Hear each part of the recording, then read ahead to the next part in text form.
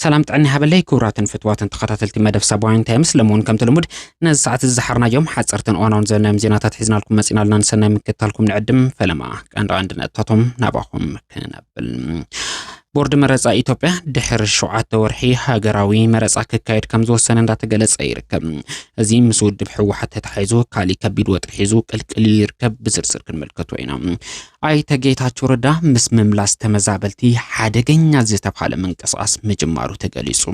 بز تقطع ود فزبويا حرنة تجري قدم حدا دقائق أزيو ترير زيت بحال مجلس حيزو كالكلي يركب زرزر حبريتا كهلون أيوم علتاوي بركز زبل حبريتا زكاتته نايلو معنت زينانا اسقع فصامه صنحكم كتكتاتلون عدم لايك كومنت شير سبسكرايب نخت قورو دما بتحتنا نحتتم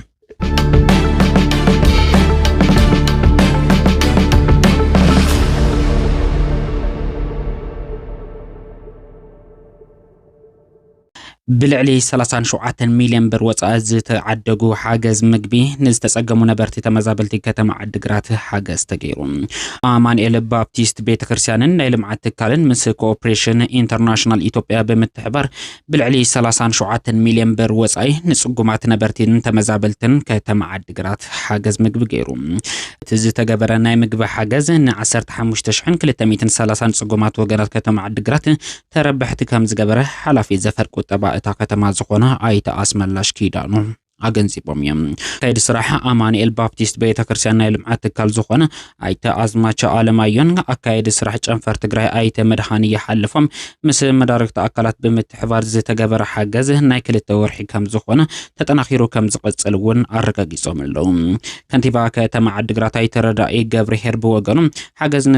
حاجز نزغبرو تكالات بمسكان كالوت غبرت سناي ازي تغبار ازي كسعبو كم زغبا تقيسولم تحجستي وغنات نستغبرلهم حاجز مغبي دحر ممسكان كابه تصباينت تناغيفهم عرسوم سريحهم نابروم نممرح ادل سراح لمفتر منغستاون زي منغستاون تكالات حاجزت كونو كم زغبا تلابيم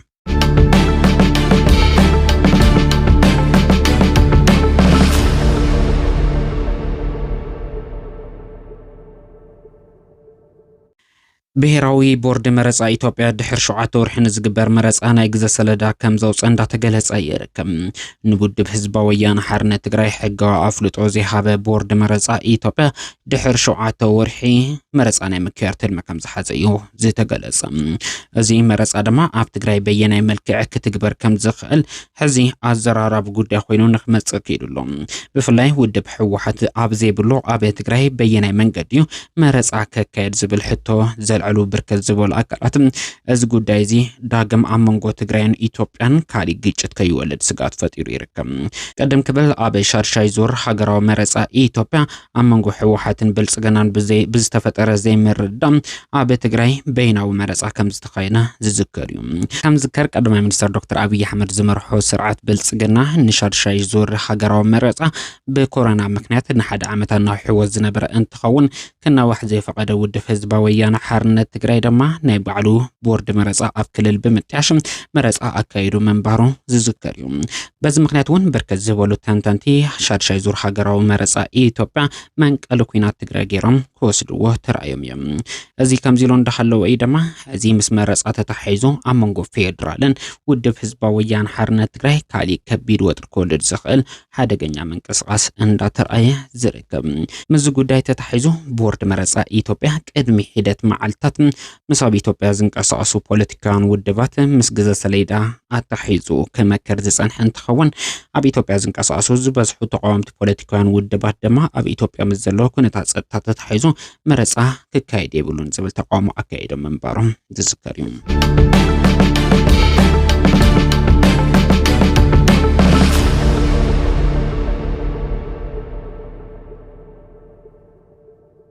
حدقኛ ሽርሒ ኣይተጌታቸው ረዳ ኣብ ዞባ ምዕራብ ትግራይ ተማሊ ናብ ዞባ ምዕራብ ትግራይ ከተማ ሕመራ ዝኣተው ኣይተጌታቸው ረዳ ኣብ ልዕሊ ህዝቢ ትግራይ ጆኖሳይድ ብዝፈጸሙ እንበዓል ኮሎኔል ደመቀ ዘውዴ ተከቢቦ ምስ ህዝቢ እቲ ዞባ ከመከር ከም ዝዓለ ዝፍለጥ እዩ እቲ መከከር ድማ ምስ ምምላስ ተመዛበልቲ ዞባ ምዕራብ ትግራይ ዝተተሓዘ ምዃኑ ዝተገለጸ እንትኸውን ኣብዚ ጉዳይ ሓደገኛ ዝተብሃለ ሽርሒ ዝሓዘለ ሰፊሕ መንቀሳቐስ ክጅመር ምዃኑ ተገሊጹ ኣሎ እዚ መሰረት ጽባሕ ሶሉስ ኣብ ብርክት ዝበሉ ከባቢታት ዞባ ምዕራብ ትግራይ ኣባላት ሰራዊት ምክልኻል ኢትዮጵያ ፌደራል ፖሊስን ተወከልቲ ተመዛበልቲ ሓዊሱ ዓበይቲ ዓድን መራሕቲ ሃይማኖትን ንሰፈርቲ ሓይልታት ኣምሓራ ካብ መንበር ገዝኦም ወፂኦም መንበር ገዛ ተጋሩ እውን ብቁጽሪ ክርከብ ምዃኑ ዝተገለጸ እንትኸውን መንበር ገዛ ተጋሩ ምስ ተቀበሉ ድማ ተመዛበልቲ ናብ ዓዶም ንኽምለሱ ኣዋጅ ክእወጅ ምዃኑ ተገሊጹሎም። እዚ ኣዋጅ ድማ መንግስቲ ትግራይ ምምላስ ተመዛበልቲ ካብ ቁጽጽር ወጻኢ ንምግባር ዝዓለመ ምዃኑ እዩ ዝተገለጸ። ብፍላይ በዓል ጌታቸው ረዳ ዝሓዝዎ ሓደገኛ ዝተብኻለሉ ሽርሒ ተመዛበልቲ ክምለሱ ባዕሎም መጽሙን ምምሕዳሮም ክተኽሉ ኣካላት ጸጥታ ድማ ሓይልታት ሓራ መሬት ሓዊሱ ተጋሩ ኣባላት ሰራዊት ምክልኻል ኢትዮጵያን ፌደራል ፖሊስን ክቆጻጸርዎ ተወሲኑ እዩ። ስለዚ ንዑና በመረበትኩም ተመለሱ ኣብ ኬንዳ ኣይትሳቆዩ ዝብል ኣዋጅ ብምእዋጅ ተመዛበሊ ብናይ ባዕሉ ፍቃድ ካብ ዝተፈላለዩ ከባቢታት ትግራይ ናብ ዞባ ምዕራብ ትግራይ ንኽምለስ ብተመሳሳሊ እውን ኣብ ሱዳን ኣብ ስደት ዝርከብ ተመዛበሊ እውን ባዕሉ ዝምለሰሉ ባይታ ንምፍጣር ዝዓለመ ምዃኑ ተገሊጹሎም። ብተመሳሳሊ መንገዲ ኣየር ኢትዮጵያ ምምላስ ተመዛበልቲ ንምሕጋዝ ክብል ቅድሚ ሂደት መዓልታት ናብ ሕሙራ በረራ ከም ዝጀመረ ዕላው ምግባሩ ዝፍለጥ እንትኸውን ብጠቕላላ ተመዛበልቲ ንምምላስ ብዝተደራጀው መልኩ ካብ ቁጽጽር መንግስቲ ትግራይ ወጻኢ ብዝኾነ መንገዲ ንምትግባር ዝዓለመ ሰፊሕ መንገዲ ከም ዝተጀመረ እዩ ዝተገለጸ።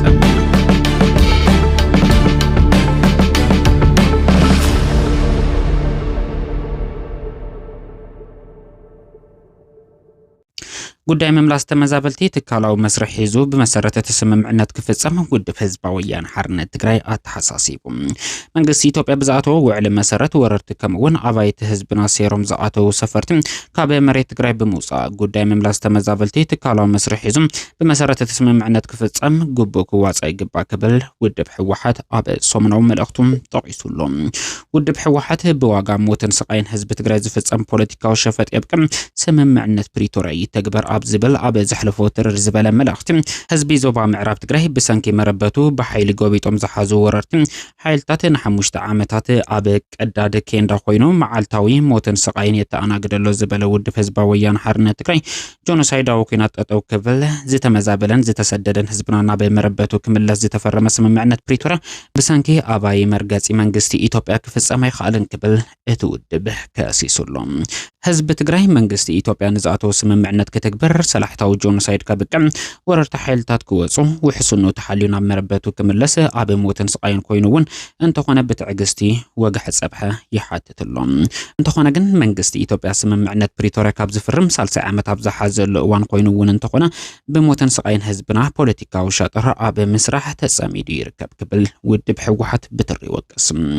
ኣመ ውጽኢት እዚ ድማ ኣባይ መርገጺ መንግስቲ ኢትዮጵያ እቶም ብሰናይ ድሌቱ ዘዋፈሮም ምዕራብ ትግራይ ወሪሮም ዝሓዙ ዕጡቃት ኣብ ጉዳይ ተመዛበልቲ ህዝቢ ትግራይ ንምድንጋር ዝሓዝዎ ስልቲ ጽቡቕ ይሳኽዐሎም ከም ዘሎ ብድፍረት ኣብ መድረኻት እንትዛረቡ ይስምዓሉ ዝበለ እቲ ውድብ ነዚ ናይ ምድንጋር ስልቲ ከም እድኹዕ ኮይኑ ዘገልግል ዘሎ ድማ እቲ ብዝኾነ ይኹን ዋጋ ህዝቢ ትግራይ እሙን መገልገል መንግስቲ ኢትዮጵያ ንምዃን ጥራሕ ኣብ ምጉያይ ዝርከብ ጉጅለ ብሄራዊ ክሕደት ይክብል እውን ውድብ ህወሓት ብትሪ ክወቅስ ተራይሎ። እዚ ጉጅለ ቀደም ክበል ኣብ ስልጣን ግዚያዊ ምምሕዳር ትግራይ ኮይኑ ብዝፈጸመው ብሄራዊ ክሕደት ኣብ ክንዲ ምንሳሕ ብቃንዛ ህዝብና እሙን መገልገል መንግስቲ ኢትዮጵያ ክኸውን ዝገብሮ ዘሎ ምንቅስቃስ ዝሕዝን ፍጻመ እዚ መዋዕል ኮይኑ ይምዝገብሎ ዝበለ ውድብ ህወሓት እዚ ደጋጊሙ ትግራይ ዝብድል ዘሎ ጉጅለ መሳርሒ እዞም ኣብ ልዕሊ ሉዓላዊን ህልውና ህዝቢ ትግራይ ዝተዋፈሩ ጆኖሳይደራት ኮይኑ ይቕጽልሎ ክብል ከሲሱሎም። መንግስቲ ኢትዮጵያ ንዝኣተወ ውዕሊ ንጎኒ ገዲፉ ዕጡቃት ብምውፋር ባንዳታት ብምዕሳብ ኣብ ልዕሊ እቲ ምእንተ ሰላም ተጸሚሙ ዘሎ ህዝቢ ትግራይ ዝፈጽሞ ዘሎ በደል ጠጠው ከብል ይግባእ ክብል ዝበለ ውድብ ህወሓት ዝተመዛበሉን ዝተሰደዱን ወገናትና ውሕስኑ ተሓልዩ ናብ መረበቶም ክምለሱ ይግባእ ክብል ጠቒሱሎም። መንግስቲ ኢትዮጵያ ብዛእተወ ውዕሊ መሰረት ወረርቲ ከምኡውን ኣባይቲ ህዝብና ሰይሮም ዝኣተው ሰፈርቲ ካብ መሬት ትግራይ ክወጹ ይግባእ ክብል ዝጠቐሰ እንትኸውን ጉዳይ ምምላስ ተመዛበልቲ ትካላዊ መስርሕ ሒዙ ብመሰረት ስምምዕነት ክፍጸም ግቡእ ክዋጻእ ይግባእ ክብል እውን ንፌደራል መንግስቲ ጻውዒቱ ኣቕሪቡሎም። ማሕበረሰብ ዓለምን ኣደራድርታ ሃገራትን ኣህጉራዊ ትካላት ድማ እዚ ካብ ዝፍረም ሳልሳይ ዓመቱ ኣቕፂሩ ዘሎ ስምምዕነት ፕሪቶሪያ ዘለዎ ኣፈጻጸማ ክከታተሉ ዝቕጽል ዘሎ ሰላሕታዊ ጆኖሳይድ ጠጠው ክብል እጃሞም ክዋጽኡ መንግስቲ ኢትዮጵያ ንዝኣተወ ስምምዕ ዝጻብኣ ተግባር ካብ ምፍጻም ንኽቆጠብ ክሰርሑ ይግባእ ክብል ውድብ ህወሓት ቅድሚ ሒደት ደቃይቕ ኣብ ዘርግሖ ትርር ዝበለ መግለጺ መግለጺ ጠቂሱሎም